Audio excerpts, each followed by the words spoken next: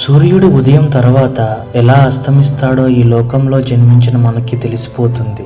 ఈ భూమి మీద అందరికీ తెలిసిన విషయం ఏంటంటే ప్రతి ఒక్కరూ ఏదో ఒక రోజు చనిపోతారు. వారిలో ఎంతమంది ఈ విషయాన్ని అంగీకరిస్తారో లేదో తెలియదు, కానీ మీరందరూ చూసే ఉంటారు. హిందూ ధర్మం ప్రకారం చనిపోయిన తర్వాత శవం ఒక్కటే ఉంటుంది. ఎవరైనా రాత్రిపూట చనిపోతే వారి దహన సంస్కారాలు తర్వాత రోజు ఉదయం నిర్వహిస్తారు. అంటే రాత్రి ఎవరైనా చనిపోతే వారి శవాన్ని ఒంటరిగా వదలరు. శవాన్ని ఎందుకు ఒంటరిగా వదలరు? ఏంటి ఈ ప్రశ్నకు సమాధానం మీకు తెలుసా? ఒకవేళ తెలియకపోతే ఈ వీడియోలో ఈ ప్రశ్నకు సమాధానం మీకు చెప్తాను. దీని గురించి గరుడ పురాణం క్లియర్గా చెప్పింది. సుఖ దుఃఖాలు మరీ నొప్పిని స్మరించగలిగేది కేవలం మన శరీరం మాత్రమే. ఈ వీడియోలో నేను చెప్పిన విషయం తెలుసుకున్న తర్వాత మీరంతా ఆశ్చర్యపోతారు. సో ఈ వీడియోని ఎండింగ్ వరకు మిస్ కాకుండా చూడండి. ఇలాంటి మరెన్నో ఇంట్రెస్టింగ్ ఫ్యాక్ట్స్ కోసం మన ఛానల్ని సబ్స్క్రైబ్ చేసుకొని పక్కనే ఉన్న బెల్ ఐకాన్ ఆన్లో పెట్టుకోండి. శవాన్ని రాత్రి ఎందుకు ఒంటరిగా ఉంచరు? ఈ ప్రశ్నకు సమాధానం ఏంటి? అసలు అలాంటి పరిస్థితుల్లో శవానికి అంతిమ సంస్కారం నిర్వహించకుండా ఎందుకు కొంత సమయం వరకు వేచి ఉంటారు? ఈ విషయం గురించి మనం తెలుసుకుందాం. హిందూ ధర్మంలో ఎవరైనా సూర్యుడు అస్తమించిన తర్వాత చనిపోతే ఆ శవాన్ని రాత్రంతా ఇంటి దగ్గరే ఉంచుతారు. ఆ తర్వాత రోజు ఆ శవాన్ని దహన సంస్కారాలు నిర్వహిస్తారు. ఒకవేళ ఎవరైనా పంచక సమయాల్లో చనిపోతే వాళ్ళ శవాన్ని కూడా కొంత సమయం ఇంటి దగ్గర ఉంచుతారు. అయితే పంచక సమయం ముగియగానే ఆ తర్వాత దహన సంస్కారాలు నిర్వహిస్తారు.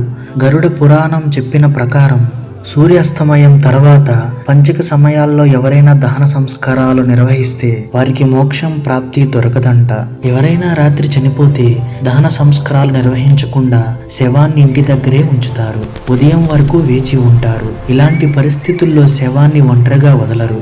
ఎవరో ఒక వ్యక్తి ఎప్పుడూ శవం దగ్గర కాపలా ఉంటూ ఉంటారు. శవాన్ని ఎందుకు ఒంటరిగా వదలరు? ఒకవేళ శవాన్ని ఒంటరిగా వదిలేస్తే కుక్క, పిల్లి లాంటి జంతువులు ఆ శవాన్ని ఏమైనా చేస్తాయని గరుడ పురాణం చెప్పబడింది. దీని వలన వారి ఆత్మ మాయాలోకంలోకి ప్రవేశించడంలో ఇంకొన్ని పరిస్థితులు ఎదురవుతాయి. దీనితో పాటు శవాన్ని ఒంటరిగా వదిలేస్తే దాని నుంచి దుర్వాసన వస్తుందని భావిస్తారు. అందుకే శవం దగ్గర ఎవరో ఒక వ్యక్తి ఉండాలి. దీనితో పాటు శవం చుట్టూ నలువైపులా అగరవత్తులు వేస్తారు.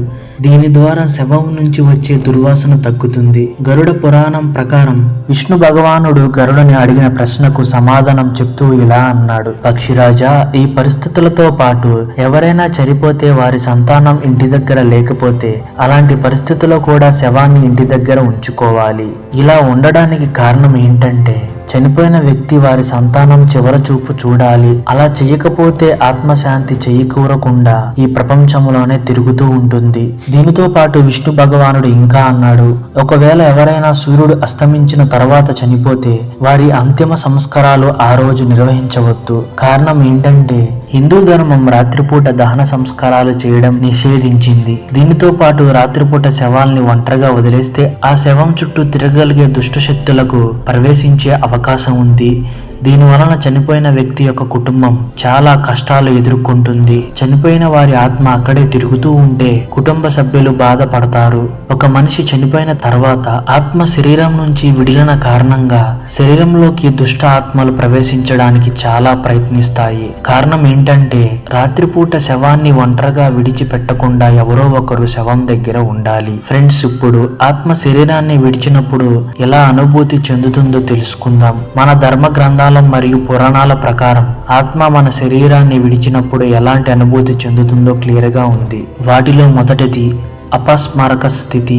చనిపోయిన శరీరం నుంచి ఆత్మ విడిలిన కొంత సమయం తర్వాత ఆత్మ కొంతసేపు అపస్మారక స్థితిలో ఉంటుంది. ఆ కొంతసేపు ఆత్మ తన శరీరాన్ని విడిచిపెట్టిందని తెలుసుకోలేదు. ఆ సమయంలో ఆత్మ ఎలా అనుభూతి చెందుతుంది? ఒక మనిషి కఠిన శ్రమ తర్వాత గాఢ నిద్రలో ఉన్నట్టుగా అనుభూతి చెందుతుంది. కొంత సమయం తర్వాత ఆత్మ నెమ్మదిగా లేస్తుంది. అప్పుడు ఆ ఆత్మకు తాను చనిపోయిన విషయం తెలుస్తుంది. ఆ తర్వాత తాను తదుపరి చర్యకు సిద్ధమవుతుంది. నెంబర్ 2, సాధారణ ప్రవర్తన. ఒక ఆత్మ తన శరీరం నుంచి విడిచిపోయి లేచిన తర్వాత కొంత సమయం వరకు సాధారణ మనిషిలాగా ప్రవర్తిస్తుంది. ఆత్మ తాను శరీరాన్ని విడిచిపెట్టినట్టు కనిపెట్టలేదు. కొంత సమయం తర్వాత నిజం తెలుస్తుంది. ఆ తర్వాత ఇంకో కొత్త శరీరంలోకి ప్రవేశించడానికి ప్రయత్నిస్తుంది. నెంబర్ 3, అశాంతి మరియు కష్టాలు. ఫ్రెండ్స్, నేను మీకు చెప్పిన విధంగా ఆత్మ తన శరీరాన్ని విడిచిన కొంత సమయం తర్వాత తన శరీరం తనది కాదని గ్రహిస్తుంది. ఆ తర్వాత తన శవం చుట్టుపక్కల తన కుటుంబ సభ్యులు కేకలు వేస్తూ ఏడుస్తూ ఉండగా వారిని పిలవడానికి లేదా వారితో మాట్లాడడానికి ప్రయత్నిస్తుంది. కానీ ఎవ్వరికీ ఆత్మ మాటలు వినపడవు. దీని వలన ఆత్మ అశాంతితో ఆందోళన చెందుతుంది. ఇక తన మాటలు ఎవ్వరు వినరని అయోమయంలో పడుతుంది.